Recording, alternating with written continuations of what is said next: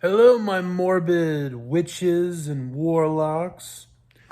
How are y'all doing on this fine night? I have my first Ghoultober video down, and I got a snack days too, but video number 2 for the Ghoultober series, Ghoultober month. Yes, all month. Again, I'll take breaks here and there, but I am here for Ghoultober, and you know what I love.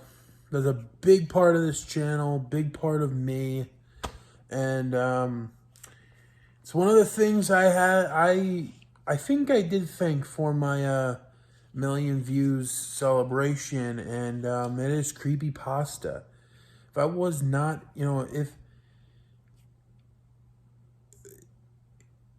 I'm here for, I'm here because of Creepypasta. Without Creepypasta, I'm not here. I'm a big, Creepypasta is a big part of me. So I am here to do, 10 favorite Creepypastas.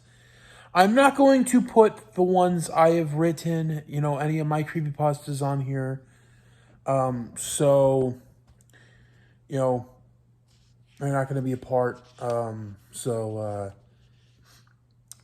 Yeah. So my Casper creepy. So the ones I've done in the past for Creepypasta, Casper, Pee Wee, Ernest, none of that will be on here. Just to be fair, because I'm not like that. So let's do this.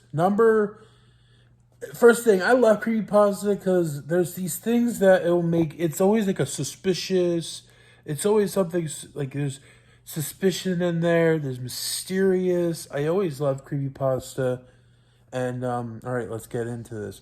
Number 10 is, and it's a remake from a video years ago, probably my second year.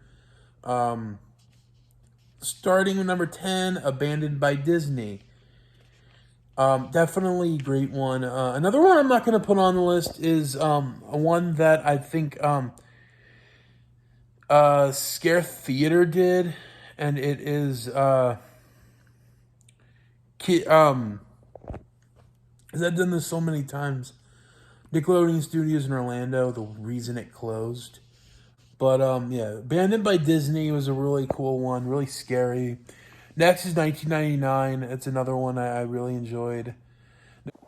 Next is Ted the Caver, which I think was one of the very first creepypastas, and that was a pretty fun one. 7 is Rugrats. I think that's one of the more. It's one of the more. Whoever wrote it had. I liked how the premise to it. I like the darkness to it. Next is Red Mist, aka Squidward Suicide.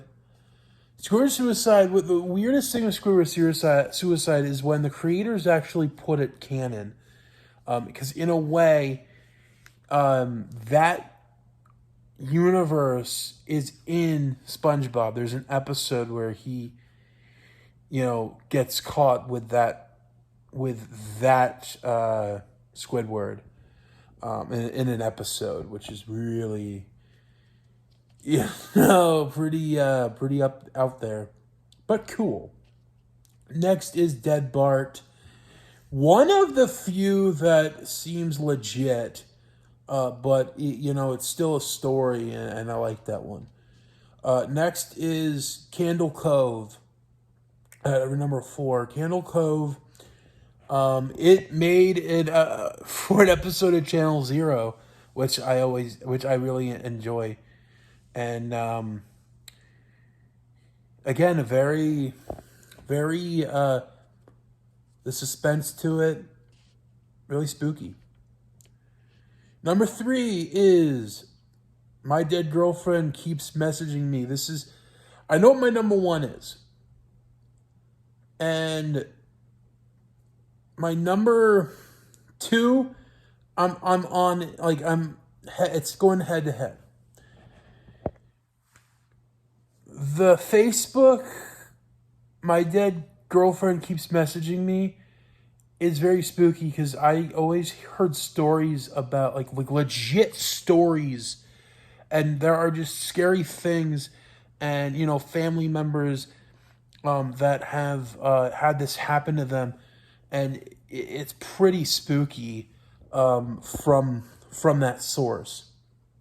Number 2 is Lavender Town Syndrome. This is really scary because something actually did happen, I think in Japan, with the noise. And it is weird, but I always loved it. Going in the games, going to Lavender Town, and there was always something sketchy with Lavender Town. Like, see, I'm going from ones that I really enjoy to the ones I find legit in their own way. So I always enjoyed the Lavender Town Syndrome one. My number 1 is username 666 YouTube username 666. This one it's scary. It gives me the creeps. It is, I think, the most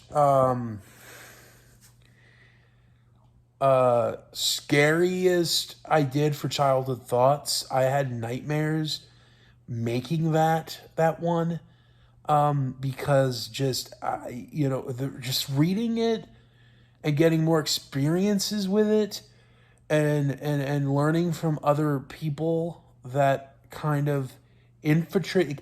It's a really odd one, but I love it because of just how it's orchestrated and the execution.